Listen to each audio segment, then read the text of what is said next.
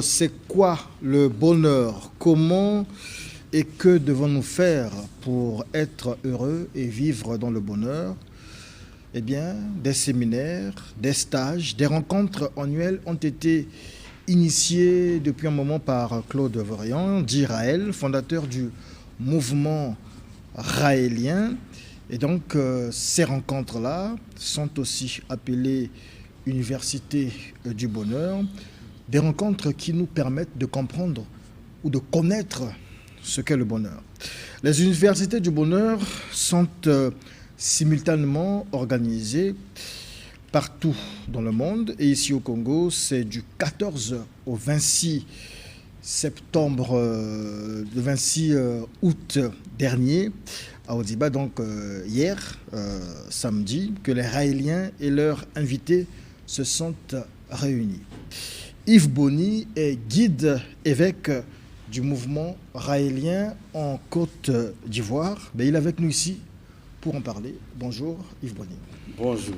Comment vous allez? Super bien. On sort tout juste de l'Université du Bonheur, donc je me sens bien. Et j'ai le plaisir en tout cas d'être sur votre plateau, surtout la belle tenue africaine que vous portez, ça me rappelle chez moi, en Côte d'Ivoire, c'est le Bogolan. Ah oui, et je prends ça comme une marque de considération et d'estime. Merci. Nous sommes dans la culture africaine. Tout à fait, merci pour la... J'aime aussi votre médaillon. C'est gentil. C'est un médaillon, une médaille, oui. Comment on appelle ça? C'est ça, c'est un médaillon, c'est vraiment le symbole de la religion raélienne, mais c'est aussi le symbole de la civilisation extraterrestre qui a créé toute vie sur Terre. Parce que selon le fondateur du mouvement raélien, nous devons la vie, l'existence aux extraterrestres que lui, il a rencontré à un moment. Tout à fait. Ça s'est passé le 13 décembre 1973. Donc 2023, ça fait pratiquement maintenant 50 ans que Raël, le prophète donc, de ces extraterrestres, a été contacté et il lui a expliqué qu'en fait, il n'existe pas de Dieu, il n'existe pas d'âme et tous ces concepts judéo-chrétiens. Ce sont eux qui ont créé la vie scientifiquement sur la Terre grâce à la maîtrise de l'ingénierie génétique, de l'ADN particulièrement qu'ils maîtrisent. Et c'est eux qui ont fait venir tous les différents prophètes sur la Terre pour préparer en fait notre humanité à cette époque scientifique où on serait capable de les comprendre. Et donc depuis le 13 décembre 1973, ils ont contacté Raël, ils lui ont expliqué toutes ces informations et ils lui ont donné la mission de préparer leur retour officiel sur Terre avec tous les anciens prophètes. Donc c'est ça. Mais quelque chose de très important, c'est de faire en sorte que les humains vivent heureux. Et c'est pourquoi nous avons les universités de bonheur pour que les choses se passent bien. Ces universités de bonheur, c'est depuis 1973. Quasiment, depuis la création de la religion raélienne, c'est ce que le prophète Raël fait sur cette planète, aider les gens à être heureux. D'accord. Ça veut dire qu'en Côte d'Ivoire, il y a eu une université de bonheur. Ici à Brazzaville, il y en a eu. Au Japon, il y en a eu. Oui, au Canada. Cette année, c'est quand même spécial ce que nous avons fait en Afrique. Nous avons fait coïncider à la même période les universités du bonheur, à la fois au Congo, Brazzaville, au Burkina Faso, non loin de Bobo-Dioulasso, c'était à peu près à 15 km dans la région de Dingasso, et en Côte d'Ivoire, dans la région, un peu dans la région d'Abidjan, on appelle Nzianois. On avait également un site, à peu près plus de 500 personnes qui sont connectées comme ça à ces enseignements du bonheur. C'est ce qui manque le plus sur cette planète. On a des universités pour apprendre la science, pour apprendre la philosophie, c'est très bien. Mais ce qui est le plus important pour l'être humain, c'est d'être heureux. Parce que c'est quand les gens ne sont pas heureux, quand ils sont malheureux, qu'ils font du mal, qu'on a la violence, qu'on a les guerres et tout ce que vous pouvez constater. C'est ce qui manque le plus sur la planète Terre, c'est ce que nous essayons d'apporter. Alors, monsieur Yves Boni, oui. C'est quoi le bonheur? Le bonheur, j'allais dire, c'est le fonctionnement juste du code génétique que nous avons. Les Oléum nous ont créé à partir donc de cet ADN de code génétique que nous avons. Et quand ce code génétique fonctionne correctement, nous sommes heureux. Ça veut dire lorsque nous avons, du point de vue spirituel, quand nous avons une spiritualité qui est en harmonie avec cette information génétique en nous, on se sent bien. Mais si tu as une spiritualité qui te dit tu es pécheur parce que tu as mangé une pomme quelque part, mais déjà tu te mets en porte-à-faux avec ton code génétique et tu te sens malheureux, tu te sens coupable. De la même façon au niveau affectif, si tu vis une sexualité épanouie, eh bien il va sans dire que tu vas te sentir bien. C'est ça, tu es heureux. Si tu as une profession, un travail où tu te sens bien également épanoui, tout va bien, tu es un artiste, tu peins des tableaux, tu chantes, mais si c'est ce que ton code génétique est un peu prédéfini pour toi, tu es heureux. Mais imaginez quelqu'un qui n'est pas bien dans un emploi et qui doit le faire 8 heures par jour, tous les jours, mais il sera malheureux. Il ne fera pas bien son travail et quelque part dans la société, il sera comme un virus dans le développement de notre humanité. Et c'est ce qui se passe. Il y a beaucoup plus de gens malheureux sur la planète Terre, et raison pour laquelle on a tout le temps des guerres, des violences par-ci, par-là. Alors, dans votre définition du bonheur, j'ai souligné deux expressions. Je ne sais pas si c'est un hasard de circonstances, mais j'ai souligné le mot travail et le mot sexualité. Est-ce que le bonheur, être heureux, se résume à la sexualité et au travail? Être heureux, comme je l'ai dit tantôt, c'est le bon fonctionnement de ce code génétique-là. Et donc, dans tous les domaines de notre vie, nous devons trouver cette connexion entre ce que nous faisons et ce que nous sommes fondamentalement. Tant qu'il y a adéquation de ces deux notions, tout va bien. Et donc, la sexualité fait partie de ces éléments. La vie sexuelle, affectivo-sexuelle, le partenaire que vous avez, sa nature, peut être un frein à votre épanouissement. Et donc, quelqu'un peut être tellement malheureux en raison de la vie sexuelle et affective qu'il vit, qu'il peut même finir par se donner la mort. Vous avez entendu déjà parler des crimes passionnels, des gens qui sont dans un couple où ça ne va pas du tout au point de se suicider même. Vous comprenez? De la même façon, au niveau du travail, il y a des gens qui font ce qu'on appelle des burn-out, c'est-à-dire ils font un boulot qui est tellement dépressif pour eux qu'ils finissent par se donner la mort. Mais spirituellement également, il y a des philosophies qui sont dangereuses pour l'épanouissement de l'humanité. Dire à quelqu'un que tu es pécheur, parce que tu as fait l'amour, alors tu as fait un péché, c'est totalement contre-productif du point de vue du bonheur. Donc il faut faire très attention à ces philosophies religieuses qui ont tendance à faire l'apologie du péché et à présenter les humains lorsqu'ils font des choses qui sont totalement compatibles avec leur code génétique, et à faire croire que en fait c'est des péchés, c'est quelque chose qui est mauvais, il faut aller jeûner 4 jours, 10 jours pour... Non, c'est du n'importe quoi. Et cette humanité a besoin de ce langage qu'on a utilisé dans les périodes reculées, primitives, n'est plus en adéquation avec la réalité d'aujourd'hui. D'accord. Alors, j'ai parlé tout à l'heure de donner une période, une date. Donc, la date de ces rencontres-là, de ces universités de bonheur, c'était du 14 au 26 août. Tout à fait. Dans le jargon des Raéliens, on dit que nous sommes en 2023, mais chez vous, nous sommes en l'an 78. Tout à fait. HA. Après Hiroshima. Parce que nous, les Raéliens, comme toutes les grandes religions, en fait, quand une religion est révélée, c'est une nouvelle ère qui s'ouvre. Et donc, on parle de 2023 après Jésus-Christ, c'est après un prophète. Et le prophète, lui, il est né en 1946. Et l'événement qui va provoquer, en fait, on pourrait dire son arrivée sur Terre, c'est l'utilisation de la bombe atomique à Hiroshima en 1945. C'est pourquoi l'année 45 est pour nous le repère zéro, le point zéro. Et donc, nous comptons le temps à partir de 1945 après Hiroshima. Nous sommes à l'année 78 après Hiroshima.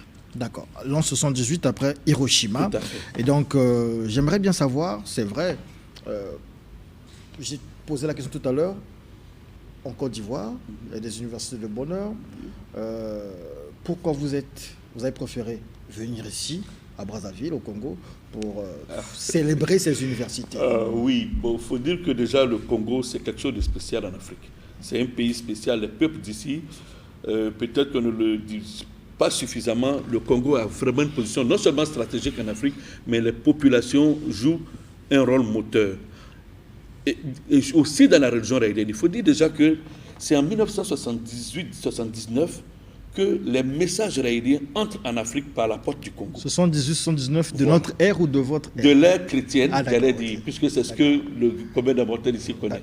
Okay. 1979, 2 Congolais, on pourrait dire, d'ici de Brazzaville, vont écrire à un journal dans lequel ils ont vu une information sur le livre qui parle de la révélation des extraterrestres. Ils vont écrire directement à Raël, et Raël va leur répondre et leur envoyer les messages raéliens qui expliquent, comme je disais tantôt, que Dieu n'existe pas, qu'on a été créé scientifiquement en laboratoire par des êtres venus d'une autre planète appelée Elohim, et que c'est eux qui ont fait venir tous les prophètes et ils souhaiteraient venir officiellement sur cette planète Terre si nous leur construisons une ambassade. Ce message arrive en Afrique par la porte du Congo. C'est exceptionnel, ça. Et donc, le Congo, c'est encore ce pays qui va accueillir à 2 reprises le dernier messager des Elohim sur Terre, le prophète Raël. Il sera reçu en 2001, puis en 2005. Du jamais vu sur la planète Terre, en Afrique particulièrement. Jamais le prophète est venu 2 fois dans un même pays en Afrique. Et donc, le Congo a quelque chose de spécial dans l'avènement de ce monde nouveau. Et donc, c'est toujours plaisir à venir ici. Ça fait peut-être une quinzaine d'années que je viens régulièrement. Mais maintenant que nous sommes dans ce qu'on appelle l'ère raélienne et que nous allons aborder ce qu'on appelle aussi le jubilé raélien, la convention, parce que ça fait maintenant 50 ans que le mouvement aérien est révélé sur cette planète. C'est un jubilé, c'est une joie immense que nous allons développer sur ce pays-là et dans le monde entier. Alors j'ai eu le plaisir, à la demande également de mes responsables, de venir enseigner durant les universités du bonheur. C'est l'année du jubilé. C'est l'année du jubilé. C'est pour cette raison que l'an 78 HA a été décrété année sainte. Tout à fait. C'est l'année sainte, c'est l'année de la joie, du jubilé, mais c'est aussi l'année au cours de laquelle la religion raélienne va mener beaucoup d'actions pour que ce qui est demandé pour le retour des extraterrestres officiellement sur Terre soit réalisé. Et nous pensons que la terre du Congo, les terres que vous avez, les populations du Congo sont des atouts pour la réalisation de cette ambassade pour les héroïnes. Le Congo est cette terre et ce sont ces peuples-là. Du fait que vous ayez ouvert la porte à ce message de ces extraterrestres, vous méritez, en notre avis, d'accueillir, n'est-ce pas, cette ambassade où, pour la première fois dans l'histoire de notre humanité, des êtres d'une autre planète vont venir officiellement rencontrer les dirigeants et les populations de la Terre. Alors, je reviendrai sur cette histoire d'ambassade. Le temps pour moi de comprendre d'abord, ainsi que pour le peuple du Studio 210, de comprendre qu'est-ce qui s'est passé concrètement à Odiba du 14 au 26 août de l'an 78 HA. Moi, j'aime bien ça. Qu'est-ce qui s'est passé là-bas? Voilà. Effectivement, nous avons eu 2 semaines de retraite, on pourrait dire. Et ces 2 semaines sont articulées en 2 phases. La première semaine, c'est vraiment un enseignement axé sur le bonheur. Comment être heureux? C'est ça le thème de cette première semaine. Et c'est un enseignement qui est ouvert à tout le monde. On n'a pas besoin d'être raélien pour venir suivre l'Université du Bonheur. Cette partie, en tout cas, la première semaine, on explique aux stagiaires, aux participants, comment être heureux. Quels sont les mécanismes les exercices qu'ils peuvent mener, qui vont leur permettre d'être épanouis dans la société, d'être tellement heureux que les actes qu'ils vont poser sont des actes de gentillesse, des actes d'amour, des actes de non-violence. C'est ça que nous sommes venus enseigner pendant la première semaine. Et puis, la deuxième semaine concerne spécialement le clergé raélien. Comment faire pour mettre en route les projets que le prophète Raël nous a recommandés, que donc les Elohim nous ont demandé, notamment comment faire pour construire l'ambassade, parce qu'il compte venir entre 2025 et 2035. On a une fenêtre de 10 ans. D'accord. Nous sommes en 2023 dans le calendrier gréco-romain, j'allais dire actuel. Et donc, on a deux ans pratiquement de la période de leur arrivée. Nous avons besoin de nous booster. L'arrivée des extraterrestres. Voilà, ils arrivent entre 2025 et 2035. Nous sommes aujourd'hui à 2 ans de cet événement.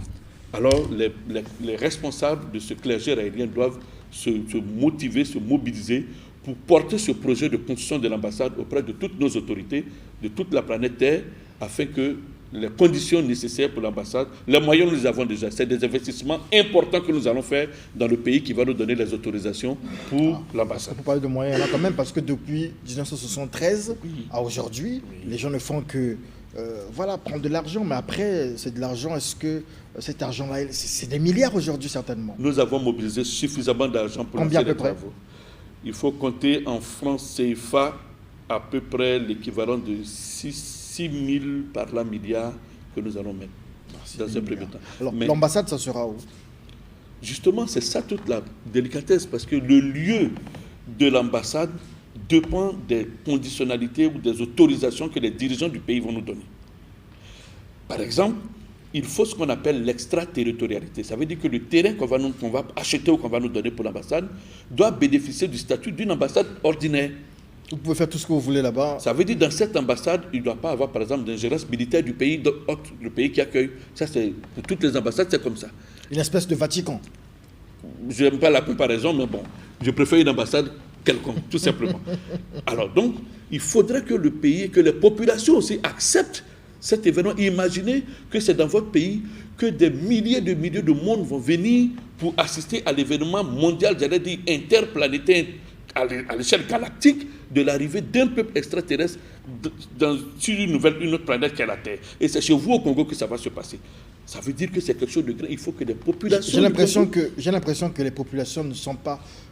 rejettent cette idée parce que vous avez déjà des milliards, assez de milliards, 6 000 milliards, c'est assez. Mais apparemment, les populations ne veulent pas de ça, en fait. Non. Les populations sont relativement sensibles aujourd'hui à la question de la vie extraterrestre parce qu'elles-mêmes constatent que les réalités de notre Terre, nous sommes en train d'aller vers le mur, quoi. Les populations se rendent compte que la gestion que nous avons de nos réalités actuelles, les philosophies religieuses qui les accompagnent... Paradoxalement, on vous rejette parce que vous n'arrivez pas à avoir de terrain. Pas que nous sommes rejetés, bien au contraire. Par exemple, en Côte d'Ivoire, nous avons une douzaine de propositions de terrain actuellement. Une douzaine, je dis bien, c'est-à-dire, c'est des chefs de terre, des autorités traditionnelles qui comprennent ce que nous disons. Parce que quand nous parlons d'extraterrestres, quand on les décrit, on dit des gens petits de taille, 1,20 m à peu près, de longs cheveux, des yeux en amande. Mais ils terminent la phrase pour nous, mais nous on les connaît, ils sont dans nos forêts. Chez nous, on les appelle les Angbé, à Katika. Il y a des mots, les parents dans les villages, ils les connaissent. Nous avons des propositions. Ce qui reste à faire, c'est de faire en sorte que les autorités administratives qui gèrent nos États donnent ce qu'on appelle l'extraterritorialité. Les propositions de terrain, il y en a en pagaille, j'allais dire. Mais au-dessus, au sommet, ce n'est pas tous les députés, tu vois, vous voyez ce genre de... Est-ce que c'est votre vision qu'on ne comprend pas assez à ce niveau-là? Pas qu'on ne la comprenne pas vraiment, parce que la question de la vie extraterrestre, c'est une question d'actualité. Vous savez qu'actuellement aux États-Unis, c'est l'un des sujets qui est vraiment brûlant, puisque le Pentagone vient de déclasser un certain nombre de dossiers qui montrent bel et bien que des ovnis, des objets volants non identifiés, ont été vus en pagaille à travers le monde. Les films n'en parlons pas. C'est vraiment un sujet de production au niveau des films d'Hollywood. C'est une réalité. Et puis, quand même, c'est idiot de penser que dans ces milliards de planètes qui existent, ne serait-ce que dans notre galaxie, la Terre serait la seule planète habitée. Il y a quelque chose qui ne va pas quand on pense comme ça. Il y a quelque chose qui ne va pas. Mais quand même, ça fait combien de temps que vous êtes raélien? Personnellement, j'ai connu les messages raéliens en 1985. 1985. Et je suis rentré dans la structure raélienne comme, j'allais dire, membre du clergé raélien en 1995. Donc vous voyez quand même que ça fait au moins une trentaine, 30 ans au moins que je suis raélien. Mais pour une religion, 30, 40, 50 ans, ce n'est pas grand-chose. Le christianisme a mis longtemps avant de devenir religion mondiale. Oui. Donc ça fait que 50 ans que nous existons. Moi, je connais des gens qui sont chrétiens, par exemple, qui ont vu Jésus. Ils disent qu'ils ont vu Jésus. Des kimbanguistes qui ont vu Kibangu apparaître. Mais lorsqu'on parle des extraterrestres, lorsqu'on parle des raéliens, nous sommes dans le concret, dans le vrai. Avez-vous déjà vu un extraterrestre? Moi, non. Pourquoi depuis ce temps? Je n'ai pas besoin vraiment de les voir pour savoir leur existence. Donc c'est la foi simplement? C'est pas seulement qu'il y a d'abord beaucoup de témoignages sur le sujet. Donc il y a la connaissance de notre univers. Il faut comprendre comment l'univers est structuré pour comprendre que même si on n'avait pas cette révélation, il serait absurde de croire que nous sommes les seuls habitants de cet univers-là. Troisièmement, il y a les preuves, on pourrait dire, d'ordre archéologique. Regardez de par le monde. Il y a une multitude de créations ou de constructions qui ne peuvent pas être l'œuvre des humains. Regardez les pyramides en Égypte. Les pyramides qu'on retrouve également, que ce soit en Mésopotamie, en Amérique latine, chez les Indiens, chez les Aztèques, les Mayas. Même en Chine, on a des pyramides. Nul ne sait comment les construire. Il s'agit des colosses de l'île de Pâques. Le monde entier, il y a partout des indications, des indicateurs qui montrent qu'une civilisation venue d'ailleurs nous a visité, une civilisation avancée. Et maintenant, quand on interroge nos traditions, nos cultures africaines, mais demandez dans tous les villages, allez dans tous les villages, vous allez entendre. On a vu, dans la forêt, ils ont pris un des nôtres, on l'a enlevé pendant 6 mois, 10 ans, on ne le voyait pas. Il revient un jour avec une nouvelle danse et puis il dit que les génies l'ont emporté. Comment sont les génies? Ils sont petits détails. Tous les peuples africains les connaissent. La réalité, c'est peut-être la terminologie extraterrestre qui paraît nouvelle, mais sinon, dans nos cultures, on les connaît. Ouais. Vous appelez extraterrestre, vous les appelez aussi Elohim. Elohim, c'est le mot qui signifie ceux qui sont venus du ciel en hébreu ancien, c'est comme ça qu'on les appelait. Et dans les Bibles, même ce terme vous avez appliqué ça dans la Bible. Malheureusement, le terme Elohim a été retiré quasiment des Bibles, on a remplacé par Dieu. Et ça, c'est la plus grosse anarque qui puisse exister. Dieu ne veut pas dire Elohim. Elohim, c'est un pluriel en hébreu. Ceux qui sont venus du ciel. Le singulier se dit Eloah. Dieu, c'est du coup quelque chose qui n'existe pas, qui est partout, qui est... Ça, c'est pas le même concept. Le fait, il y a un auteur, Édouard Dôme, la Bible traduite par Édouard Dôme, c'est intellectuellement quelqu'un de correct. Parce qu'il a tenu à garder la terminologie Elohim, il n'a jamais remplacé par Dieu. Parce que Dieu, c'est une anarque. D'accord. Est-ce que ça voudrait dire, je posais la question, est-ce que les les Elohim, dans la conception raélienne, est-ce que les Elohim méritent quand même adoration? Parce que ce sont nos créateurs. Ça dépend. Ils méritent d'abord respect, comme nos pères, de la même façon qu'on respecte papa, on respecte maman. Ils méritent mais beaucoup plus notre amour. C'est ça qui est le plus important.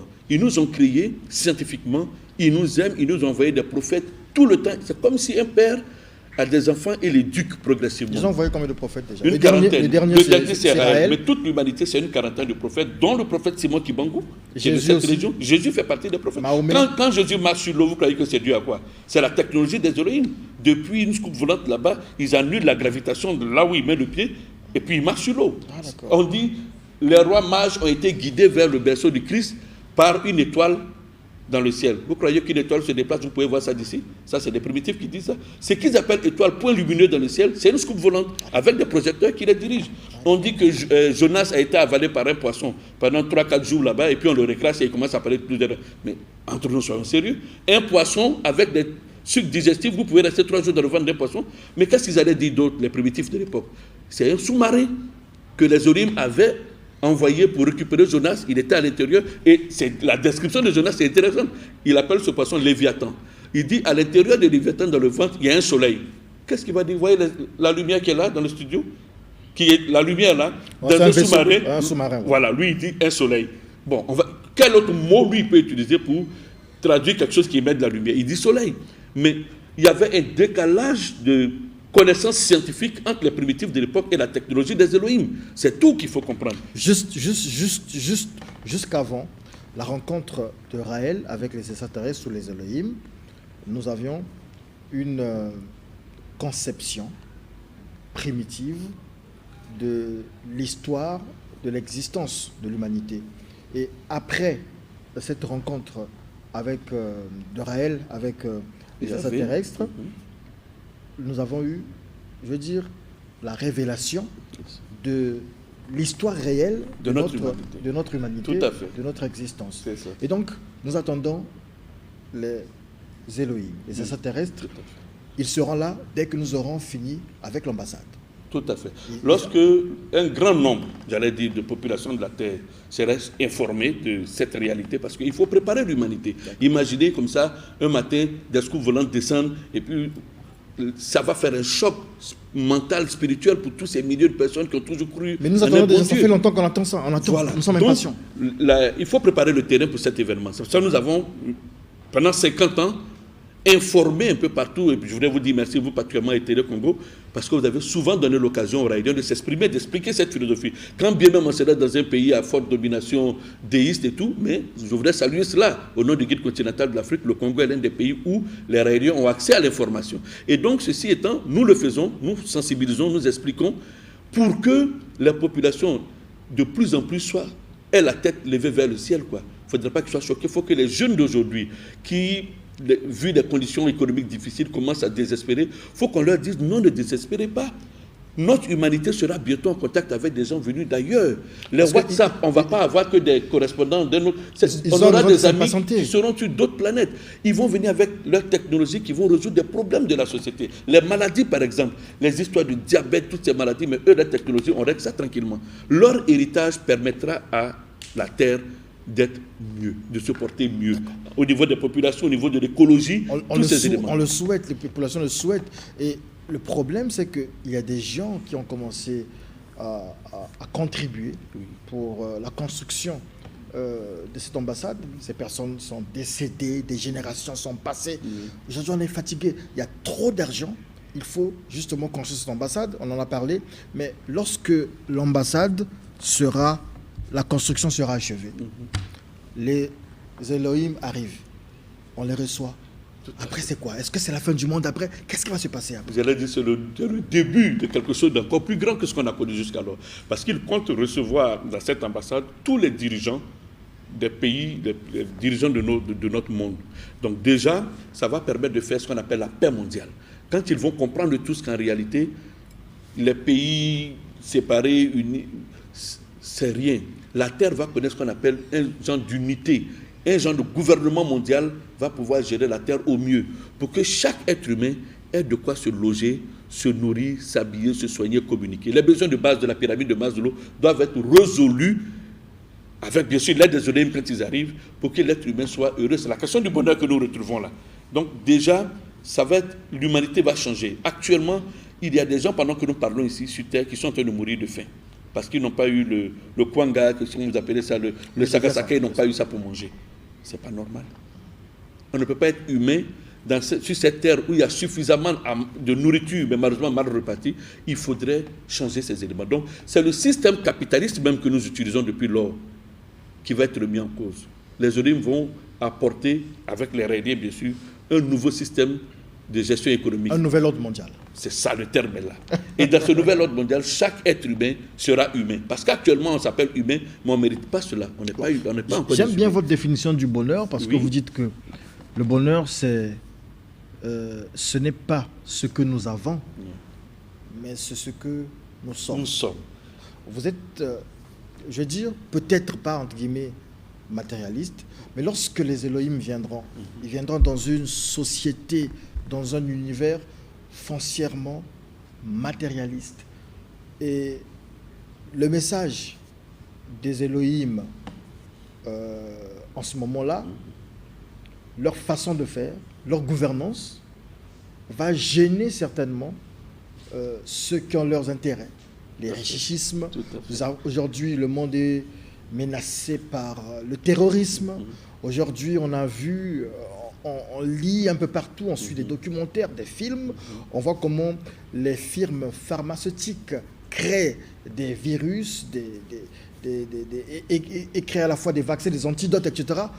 Ce sera difficile pour les Elohim de régler ça. Oui, c'est une période transitoire dans laquelle nous sommes. C'est pourquoi nous parlons d'être dans l'ère raïdienne, l'ère de la révélation, mais une ère où, grâce à la science, le système lui-même va connaître le mur, va se cracher.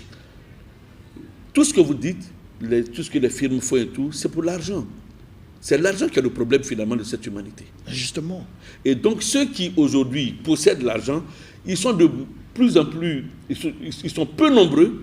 À la limite, peut-être 1 ou 2% de la population mondiale possède 90% de la richesse de la planète. Ça ne peut pas continuer comme ça. Donc il va y avoir un crash à ce niveau. Mais lorsqu'on a l'argent, on a le pouvoir. Voilà. Est-ce que les Elohim ont l'argent? Les Elohim ont beaucoup plus que ça. Ils n'ont que la science. Ils ont beaucoup plus, parce que c'est justement la science qui va faire tuer l'argent. La science qui va permettre de produire tous les biens qu'on veut. Les nanotechnologies, écoutez bien ces termes. Parce qu'aujourd'hui, on parle d'intelligence artificielle, AI.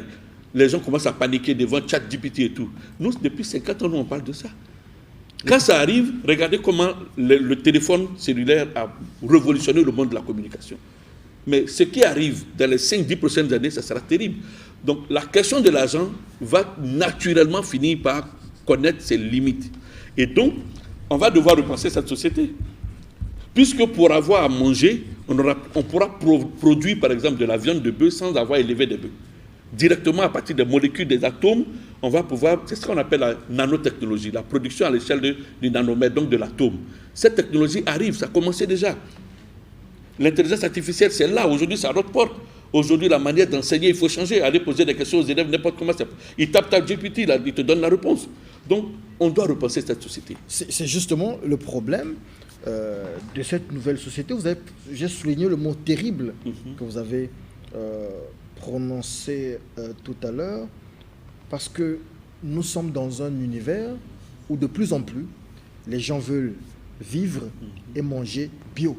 Donc, à compte courant de ce que la science nous apporte. Et ce que nous apporte, la science nous apporte, on parle de nanotechnologie et toutes ces choses-là. Aujourd'hui, les poupées sexuelles. Les gens condamnent. La science vient avec la perversion aussi. Doucement. Pas que les gens condamnent. C'est les religions primitives qui continuent de perdurer. C'est elles qui condamnent. Sinon, les humains aiment bien ça. D'accord. On va arriver sur cette affaire de poupées sexuelles. Mais d'abord, moi, j'aime bien les poupées sexuelles. Le monde bio. Aujourd'hui, on va sur un monde naturel. Tout le monde repart à ce qui est bio. Vous nous emmenez la science, mais qui nous amène toujours ce qui n'est pas forcément naturel. Justement, ça, c'est une erreur de croire que ce qui est scientifique n'est pas bio. Justement, les nanotechnologies vont permettre de produire les aliments de la façon la plus bio qui existe, c'est-à-dire c'est du point de vue moléculaire, c'est exactement les molécules de la viande qui seront fabriquées. Aujourd'hui, le poulet que nous mangeons, les cuisses qu'on voit partout ici à Brazzaville, vous savez ce qu'il y a dedans? C'est que l'élevage industriel qu'on fait, c'est loin du tout de ce qu'on appelle le bio. Pourtant, c'est fabriqué avec... La science va permettre de corriger toutes ces erreurs, ces hormones qu'on ajoute au poulet. La science des nanotechnologies va permettre de produire du poulet où le goût du poulet est le vrai goût du poulet, sans qu'on ait ajouté ces molécules bizarres. Non, la science est justement ce qui va permettre aux humains de bien se nourrir. Comment Parce que le mode de fabrication, par exemple, voilà. Le mode de fabrication. Aujourd'hui, du poulet fabriqué, je ne comprends pas. Par exemple, aujourd'hui, quand vous voulez élever un poulet, par la voie classique avec les aliments qu'on utilise dans l'industrie et tout, c'est rempli d'hormones et des éléments extérieurs à l'alimentation normale du poulet. Mais le poulet, c'est un plan génétique.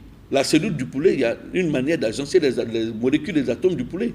Une fois qu'on a capté ça, que les scientifiques ont cela, il suffit d'utiliser ce qu'on appelle la croissance accélérée, qui va permettre de, juste à partir du modèle génétique du poulet, reproduire le poulet à l'identique, mais avec seulement ce qui est de la chair de poulet.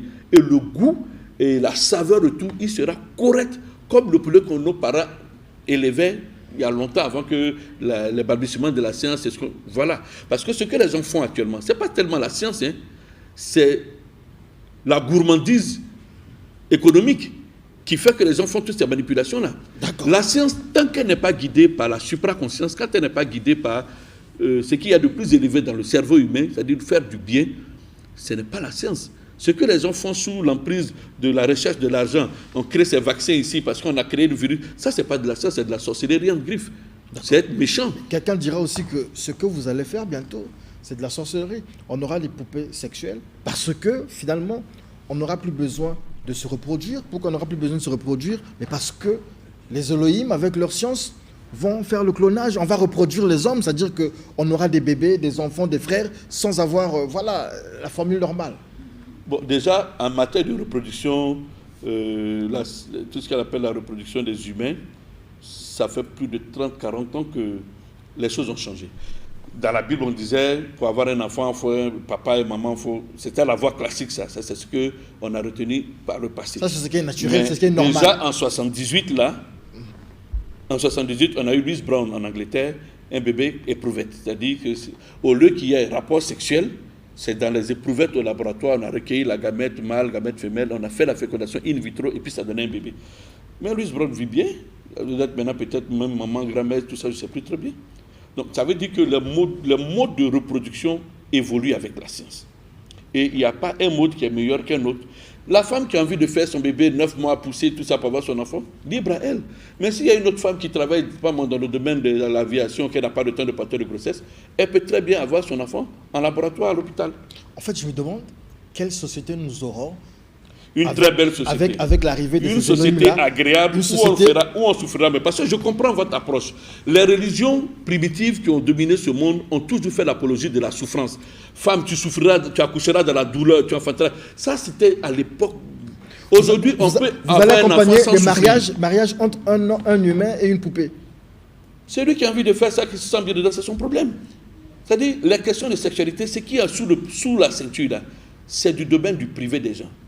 Si quelqu'un se sent bien à avoir des relations sexuelles, deux adultes hommes ou deux adultes femmes sont consentants d'avoir des relations entre eux, toi, où est ton problème? L'homosexualité, justement. Mais toi, en quoi ça te regarde? Toi, tu aimes les femmes, j'imagine, si ça te dérange peut-être. Non, moi je n'aime rien. Bon, d'accord, si tu es bon comme ça, même si tu aimes rien. Moi, je ne pose que des questions. Donc, toi, tu n'as pas à te gêner de ce que deux hommes ou deux femmes s'embrassent. Okay. Si tu dis qu'un homme a obligé un homme à avoir des relations sexuelles, je dis ça, c'est pas correct. Parce que la sexualité doit être d'abord libre, elle doit être consciente, donc consciente. Il faut que les deux personnes soient conscientes et qu'ils acceptent tous les deux d'avoir une relation amoureuse. C'est de l'amour, on n'a pas à discuter.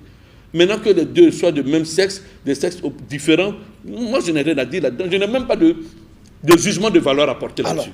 Nous sommes à la fin de cet entretien, mais j'ai envie de résumer tout ce que vous avez dit en parlant du bonheur. Et donc on va se référer au fondateur du mouvement, j'allais dire la religion, mais ce n'est pas la religion, c'est le mouvement raélien. C'est la religion, mouvement raélien. C'est une religion aussi. Hein. C'est une religion, tout à fait. Okay. Puisque nous apportons les réponses fondamentales à ce que tout être humain se pose, d'où venons-nous? Que faisons-nous? Où allons-nous? Ces trois questions, nous avons des réponses. D'où venons-nous? On a été créé scientifiquement un laboratoire par des êtres venus d'une autre planète. Donc nous sommes une œuvre scientifique. Où allons-nous? Nous allons créer, si possible, sur Terre, ici, un paradis, et après la mort, on peut être recréé sur leur planète, là-bas, ce que d'autres appellent le paradis. Nous avons des réponses très simples, scientifiques, à ce que nous sommes. Le bonheur, en réalité, à vous entendre parler, je disais, pour le résumer, ce n'est simplement que le culte du plaisir. Ça fait partie de ce cocktail qu'on appelle le bonheur. Avoir du plaisir, que ce soit en mangeant, en regardant un beau tableau, tout, en fait, nourrir tous ses sens, s'inonder de plaisir par ses sens, contribue à l'expression de notre état de bonheur. Le plaisir n'a rien de malsain. Qu'il soit sexuel, qu'il soit alimentaire, qu'il soit, je ne sais pas moi, de tout ordre, le plaisir est bon. Mais le plaisir, ce n'est pas... Le bonheur ne se résume pas seulement à la question du plaisir. Ça fait partie des ingrédients du plaisir, du bonheur. Quelqu'un qui est heureux apprécie d'ailleurs mieux tout ce qui est plaisir. Mais quand on est malheureux, quand on prend plaisir, automatiquement, après on dit on a fait un péché. Parce que fondamentalement, on n'est pas heureux. Il y a des gens qui peuvent avoir une bonne sexualité et puis juste après, ils se sentent mal. Ah, j'ai péché parce que bon, c'est la femme de l'autre, c'est lui n'importe quoi. D'accord. Une dernière question, il nous reste 1 minute. Une dernière question. Lorsque les Elohim viendront, les extraterrestres viendront, ils ont un chef? Leur leader là-bas s'appelle Yahvé. Lorsque Yahvé, lui aussi viendra? C'est lui-même qui a venu rencontrer Raël. Il sera certainement à la tête. Lorsque Yahvé viendra, est-ce que les présidents du continent africain, de l'Europe, en fait les présidents du monde, le pape, seront sous lui? Ou lui, comment ça se passera? Il vient en tant que civilisation avancée par rapport à la nôtre. Il sera au-dessus de tout le monde. C'est une civilisation avancée qui vient nous apporter leur amour et leur savoir-faire. Donc c'est comme c'est des relations, c'est un genre de partenariat qu'on établit entre planètes. Il ne vient pas pour diriger la Terre. Quand bien même il aurait les moyens de le faire, c'est pas ça, c'est des gens d'amour. Ils existent depuis longtemps, c'est eux qui ont créé la vie sur la Terre. J'aurais pu dire, bon, ça y est, on arrive maintenant, dégagez, on prend la place. Ils ne sont pas dans cette logique. C'est des gens qui sont dans le bonheur, c'est des êtres d'amour. Ils nous disent, s'il vous plaît, on vous envoie cette information, nous sommes vos parents.